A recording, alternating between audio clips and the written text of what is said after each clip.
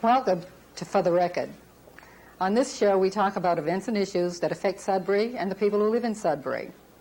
Today, I have with me Cliff Card, who was the principal of our Curtis Junior High, has now gone on to Acton, but still lives here in Sudbury with us, and Nancy Bush Ellis.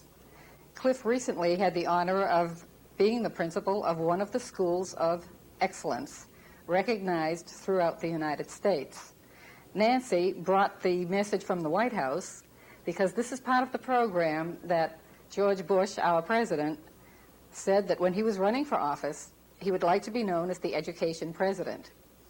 Nancy, perhaps you might tell us a little bit about the White House involvement in this and how, with Cliff, you celebrated the School of Excellence Day just a short time ago. Well, I think this was a program that was started really under President Reagan, maybe 7 or 8 years ago.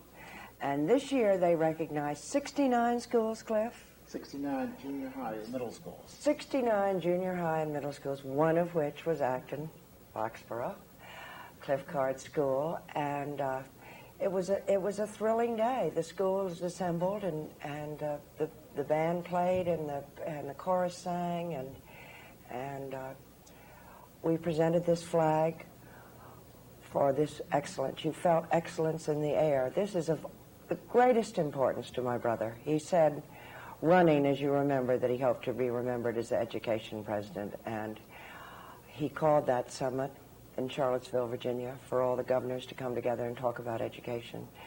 And I think he will put a great deal of pressure for good on whoever he can to bring up our education system.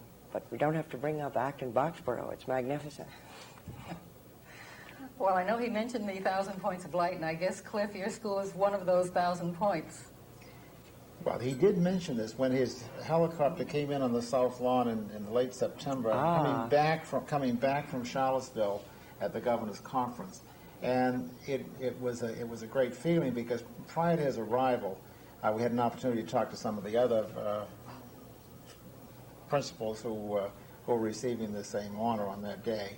And then when he came and gave his remarks, he did point out that this is something that he felt was so necessary because we represented the leadership here in America.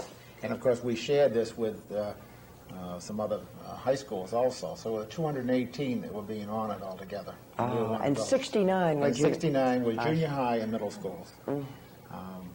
So 69 across the entire scope of the United States. That's correct. Meant that it had to be highly competitive. Yeah. Yes, it was. Well, the way that we came about receiving this award is that we filled out an application. There were a 30-page document that was submitted, first of all, to the State Department of Education. And from the schools who filled out this 30-page document, there were a total of 11 that were submitted from Massachusetts. You're allowed the same number of applications from a given state that you have congressmen and senators. And then there was some 700 submitted to the U.S. Department of Education in Washington, and the number keeps going down and down, and then a certain number was selected for what they call a site visit. So last March, we were visited by a team from Washington that came in and to find if we were, in fact, telling the truth, really. And they did come. And you were. And we were. Is this another trust but verify? And it was a wonderful experience having them there because they ended up talking with students, parents, custodians, secretaries, teachers, parents. They covered everything, all aspects of the junior high. So it isn't just one dimension that they were looking to see how well we were doing. Yeah. But rather a whole host of things. Nancy, you had mentioned when you were looking through this document that Cliff is talking about that there was kind of a tie-in with the Mathis School in Dorchester that was celebrated. Well, I went to the 350th anniversary of the Mathis School. Mr. Marshall, the headmaster, and Laura Cavazos, the Secretary of Education, came. They were hoping to get Barbara Bush, but she was sick and couldn't make it. But Kim Marshall, the headmaster there, has that same emphasis that was in here, which is that you come to school to learn, and once you get there, that's what you're there to do, and you've got to put aside your troubles, whatever they were before or after school, and buckle down and get to work. And Cliff School has a wonderful list of ways to make that happen. Those are much littler children at the Mather School. It only goes up through the 5th or 6th grade. I guess what I was after is that there's apparently a common thread in what makes a school of excellence, regardless of what community you're in. Right. But, well, I'd even go a little further. It makes a difference between the same elements that make for a good family make for a good elementary school, a good junior high, and a good high school. So it really doesn't make an awful lot of difference the age level, but rather it's the spirit and the trust that students have for their teachers, the teachers have for each other, and this is how you develop programs, and in turn that same kind of trust extends out into the community, and you get good community support. Right. But does a headmaster have a lot to do with it, a principal? I mean, I can say no, it doesn't. Well, but it seems to me, because the Dorchester, Kim Marshall, is excellent and has pulled it up since he's been the principal. So what all right, I'll try to answer that as best I can. I think you set obviously the tone like your head. I was just going to say, now the tone is set at the top. well, that so the leadership has a great deal to do. There are some decisions that were made that I guess were mine, but I think more importantly, you create a team, and whatever it takes to create a team, you have to have the members, and they have to be contributing members. Yeah. And it is true that when I came to the R.J. Gray Junior High, we were known as the town zoo, literally. And in fact, my first telephone call was, "Why in the world would you ever come over here and to go through this?" And I said, "Well, this is an opportunity to come over and do some good things," and we started in. And over a period of time, I think we've strengthened the staff.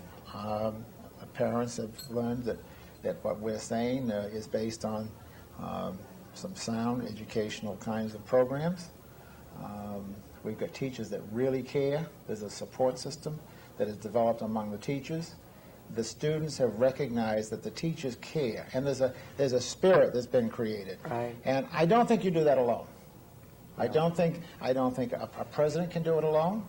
No. He can set the tone. A principal can't do it alone. It's what you've got to do to get some people involved in this that can share the same kind of goals. But when you know you have the support at the top, and even national level, as well as at our local level, it makes a big difference in what people are willing to give. Right. And, well, I think that the very ceremony that we had on the 16th and again on the 17th, there was an idea of being a part of a community. And I frankly was surprised.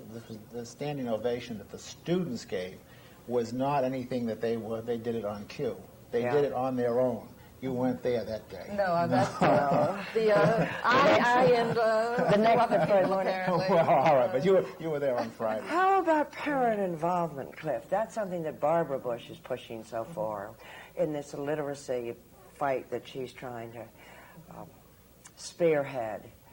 She feels it's so vital that parents read to their children. And do you have good parent involvement at Acton, Boxboro? The day I was there, there weren't many parents there. They probably were there the next morning. First of all, they were there the next morning. Right. Some of them, but they were not. Actually, there wasn't enough room. It was to a invite student, them. right? No, it was for the students and some invited guests.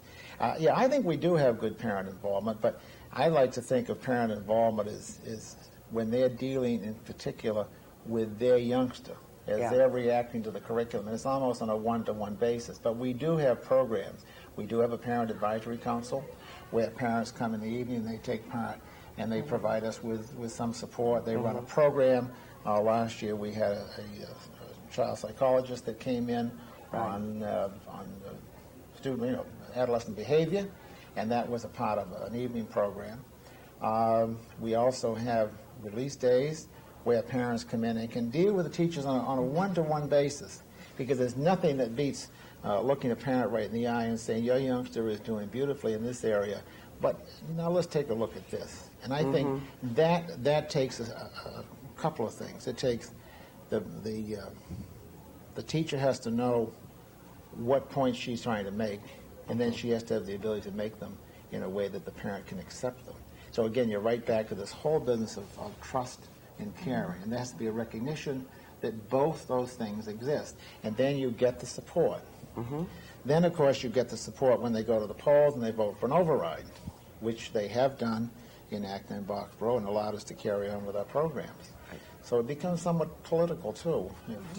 Well, that's a measure of trust they have in your management Exactly. of the schools. Well, you have to have that. If you don't have that, you get nowhere. Yes. You get nowhere. And speaking from my involvement, as the field admissions representative for West Point, now Acton Boxboro was one of my schools, and I remember you had one of our cadets go visit you. That's right. So it's true that you were receptive to all of these things that really were presented to the youngsters as different opportunities for them. That must be interesting to do that. Yes. Yeah, and I have to say that the schools have always been very cooperative. And Cliff was nice enough to write a nice letter about the whole thing, so you see, his being a principal All right. I haven't has known had that many letter. areas. I hadn't thought of that for a long time either, but that's part of the makeup of yours, I guess, that has gone into presenting all of these things for you. Well, you try to be involved in things that are going to actually to create opportunities and to teach youngsters to think. I mean, after all, this is one of our prime missions, is to make sure that youngsters think and they make some decisions on their own, but based on something aside from whim or the latest fad, but rather some real solid data to make decisions. And whether it's someone coming over to talk with the youngsters about in several years hence where they might go to college, or whether they're going to be involved in a sports program, if they are, why, and or answering questions in the classroom kind of involvement. And I think that's important, to teach the youngsters to think, give them the tools they need, and they will do okay. Of course, our youngsters do very well when it comes to standardized tests. They're among some of the highest in the state. I might add, along with Sudbury. Okay. Yes, along with Sudbury. Yes. Of course, my own children went to the Sudbury school, so. We're an island of excellence, but we really aren't. We're surrounded by some others too. Sure. How about all the extracurriculars? The music seemed so wonderful that day, and is that especially good at Acton I think Boxboro? so. I think that's extra special. Was that part of the getting the flag, do you think? Well, it didn't hurt any. No, it didn't hurt. Actually, The singing is great. Perhaps an example, and you're going to talk with some other people that also created this whole thing as far as the staff is concerned, and what I said in my earlier remarks, that you have to depend on the staff, but I will use Mrs. Roberge as an example. She's an outstanding music person. She has what I say, a touch of magic. And she develops the talents in youngsters. She has a program that you didn't see the other day at all, where she has the youngsters involved in a program utilizing mine. They're called the Mad Hatters. And these youngsters can literally go in front of an audience, and the audience will give them a theme, and this 8, 10, or 12 people will just create a whole scene. Oh, it's wonderful. And, and you saw the chorus. The chorus was magnificent. They really were. Well, as part of that program now, you had brought the greetings from the White House, I guess. Yes. Cliff, what were some of the kinds of things you had to convey as that message? Well, I just brought the greetings and congratulations from the President of the United States, and brought the flag, and brought, well done and carry on, really, a small message to a wonderful thing. An easy message to convey to that school. But she says it was an easy message, but I want to tell you how effective it was. I know, I heard a lot more than that, too. It was a little more than that, Nancy. Oh, no. It was a little more than that. I think it's something he cares so about that I'm glad to be able to do it. I mean, he has 11 grandchildren of his own, and he had children that age, junior high age, two grandchildren in Miami in the junior high, and I think it's something he really feels in his heart and really cares about. I guess your family's spread a little bit across the country, really, isn't it? They are. His children are in Texas and Colorado and Miami and Maine and Virginia. So they're exposed to a lot of different school a lot of systems. different schools around, yeah. All through. It is. But it's, and Barbara just is working so hard on this literature. She's really narrowed her interest down to reading. It's fundamental in literacy. Well, reading, of course, is the key to learning everything else. So, and she goes and reads. She's I hope it'll make a difference. It takes time for things to sift down, don't you think? Oh, sure. see that they really mean it, that it's not some gimmick. But I think people realize in the country that it's truly close to their hearts. Sure, well, there's always They'll that work hard lag, for it. that lag time when you start a program and to when you see the effects and the results of it. Yeah. So sure, it takes a lot of patience. She's visiting different schools around the country. She visits in different reading programs and different for adult literacy. Did you Which see I the man understand, from the Washington Redskins the other night? It was. I can't say that I saw him specifically. Heartbreaking. But it is true that I will get letters or see material written by college graduates, and it amazes me, you know, that there'll be misspellings and sometimes you're not quite clear what they're saying. Yeah. So, I hope this was proofread well. This is very well written. You know, there is one other thing I do want to say, and this is passing judgment on what you did as far as conveying a message from the president. I think really one of the reasons that there was a standing ovation when you presented the flag was this kind of a realization on the part of 7th and 8th grade and 9th grade students that, again, they were part of something bigger. I mentioned this earlier. But I think that was an example of when they really knew that something important in their lives was happening, they had responded in such a positive way. Of course, the 9th graders had been through it, and they had a pretty good idea.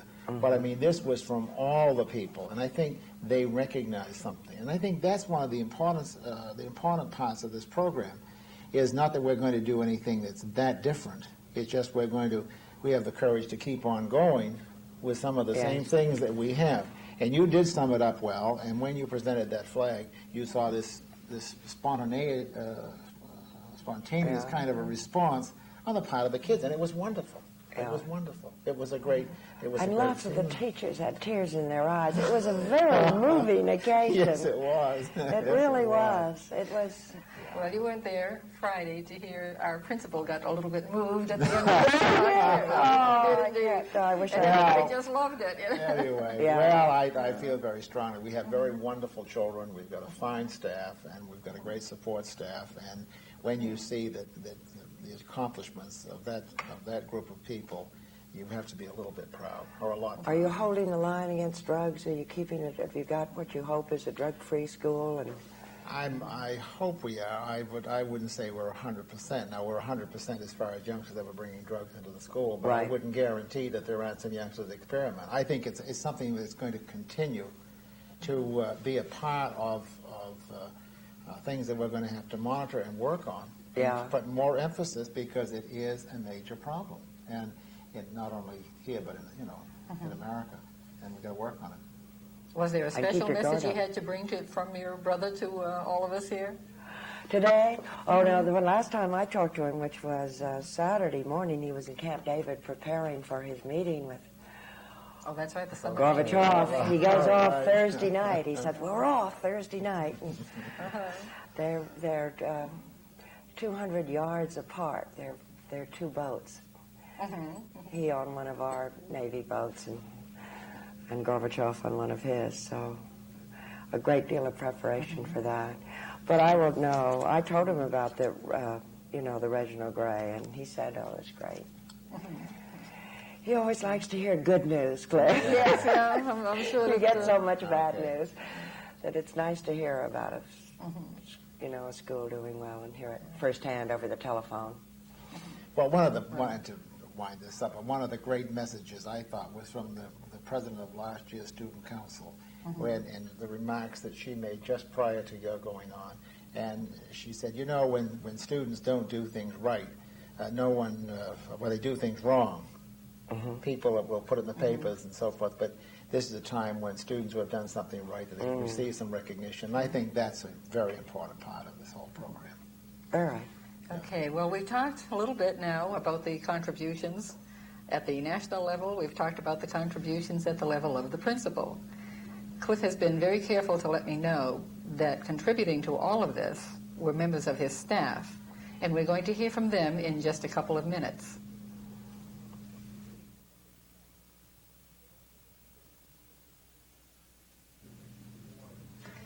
With me now are two of the teachers who were part of the team that made the schools a school of excellence that we have just been talking about. Both of our gals live in Sudbury, and I have with me Jean McDonald. I teach math, 7th grade. And I'm Lorraine Blacker. I also teach math, 7th grade.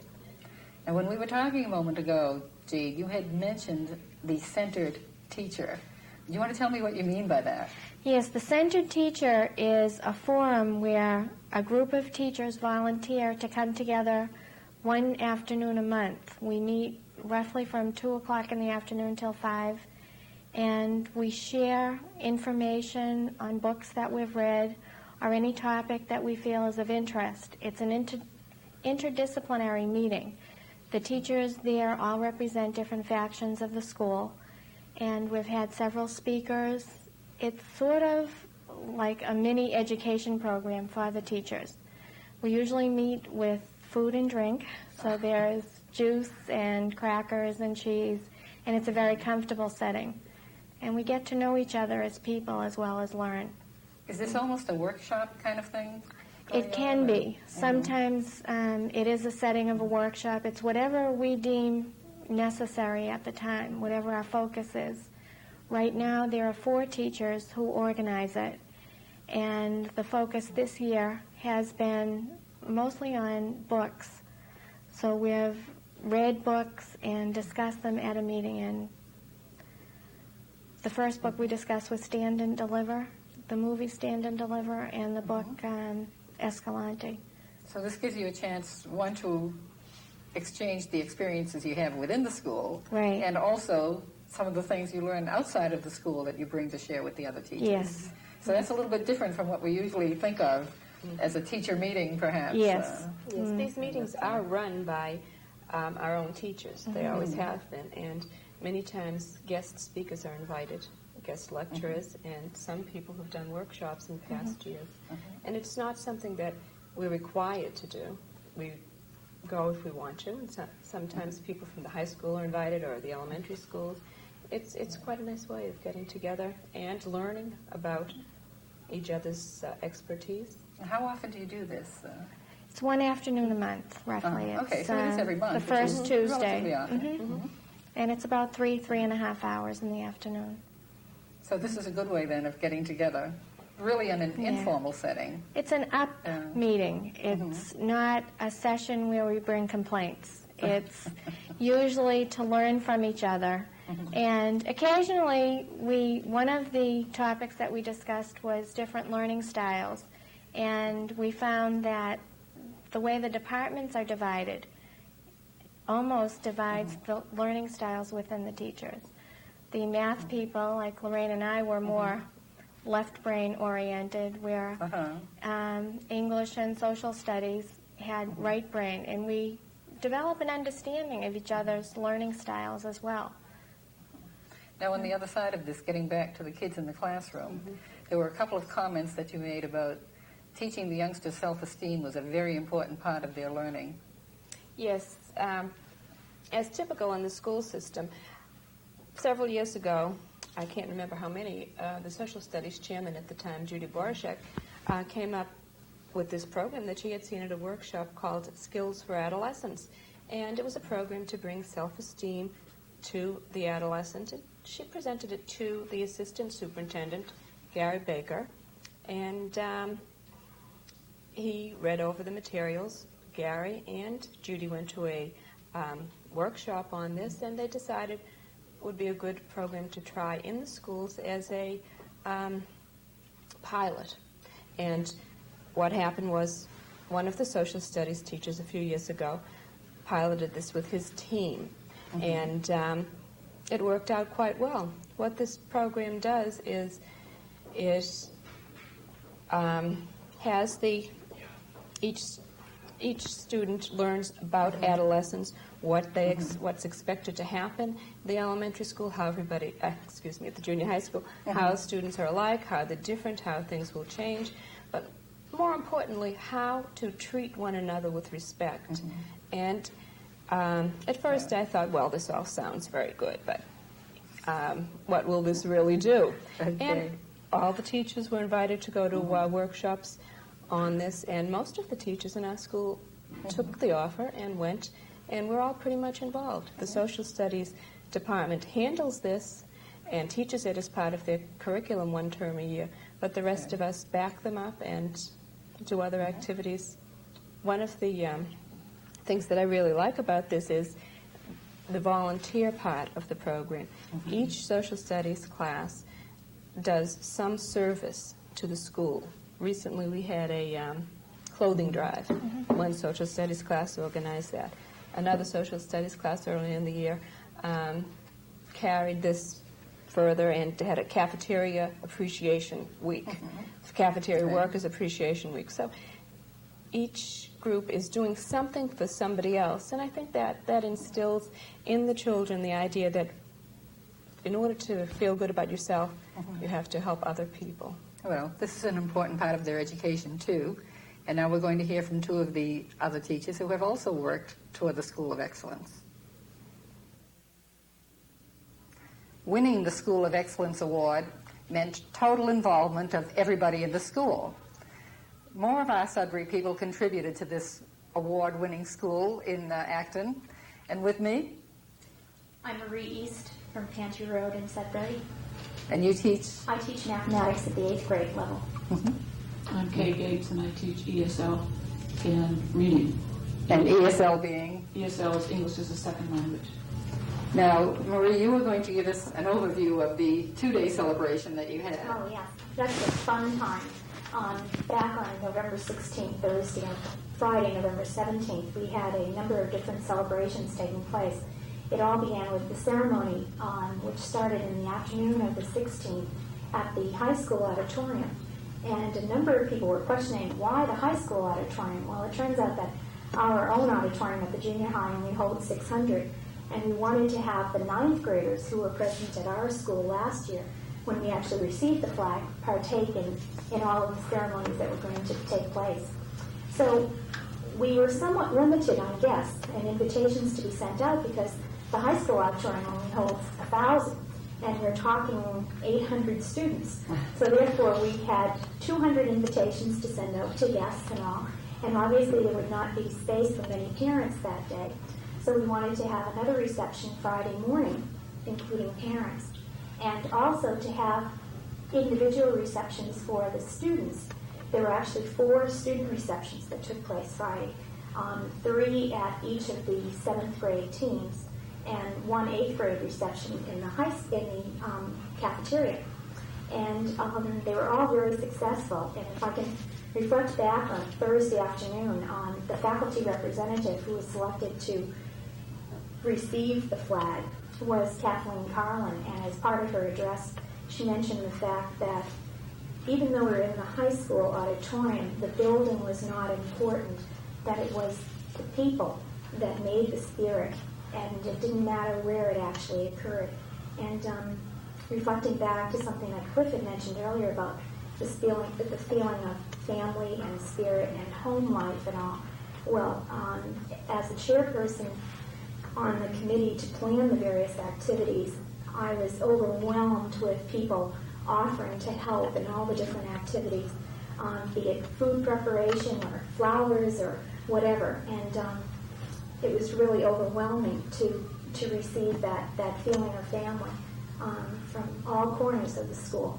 Well, I had the fun of being with you on Friday, and I noticed that everybody was wearing these R.J. Gray Junior High National Exemplary School jerseys, and I thought everybody really looked super. We are very, very proud of that. And Friday morning, interestingly enough, Thursday, of course, we had the tornado watch, and, which kind of put a somewhat of a problem on Thursday's activities. But on Friday, it was a lovely day, much like today. And after the flag raising, we were sure to get all the students in their T-shirts and have a wonderful picture taken. So we're looking forward to seeing that in the future. Now, Kay, you're involved in an area of the school that people probably don't associate so much out here in the suburbs. You mentioned that you teach English as a second language. Yes, I do. It's a program that's growing and has been growing quite a bit now for about 5 or 6 years. I think in the total school we have about 70 plus students. Is that right? Into the school with little or no English, and we have to kind of integrate them into the different programs. What are the languages involved that they speak? Well, we have people from China, Japan, India, Ghana, Sweden. I think that's all. Korea. Now, are these the children of people whose jobs have brought them here? Some are, and others we have in the last, since a year ago, we've had 4 people from the Soviet Republic, and they didn't come with jobs. They were sponsored by somebody who was here already, and they're finding jobs as they're. So they have come here as immigrants, just as people did before. Very happy to be here. Now, they can't expect you to know all of those different languages, so there's going to be some common way you have of reaching them. No, I'm not expected to know all the languages, thankfully. And we get started, and they catch on very, very quickly. They're very motivated, most of them. And the students help each other, too. They're very, very good with them that way. So it's very rewarding to work with them. They're enthusiastic and really good time. Do they have any expressions to make about this School of Excellence? Something that he may not have at home, for instance? I think the energy and the spirit throughout the school, is so contagious. Everyone just enjoyed it to the utmost. And I think just looking back on the activities that took place, there were no major problems, or even minor problems that came up. And the students were more or less on their own to celebrate Friday morning, and it all went very beautifully. I was a little bit skeptical about, after this major celebration, how they were going to respond to the rest of the day, and it went just beautifully. One of the best days I've ever experienced in that effect. They were all pretty proud. They really did. Well, I had the fun of going there, of course, on Friday. And it really was heartwarming to see, first of all, how the teachers had all worked together, how enthusiastic the students were, how they greeted their principal. And as Cliff Card, who was known to us here in Sudbury, of course, as our former principal at the Curtis Junior High, gave his talk, he had just the right touch, because at the very end of it, when he thanked everybody for everything they had done, you could tell that Cliff, too, had been overcome with emotion. We've had a wonderful afternoon talking to some of the people who contributed to the excellence in schools, and they've told us again what we always know anyway. The most important factor is the people involved in the program. This is Mary Jane Hillary. Everything you've heard here has been for the record.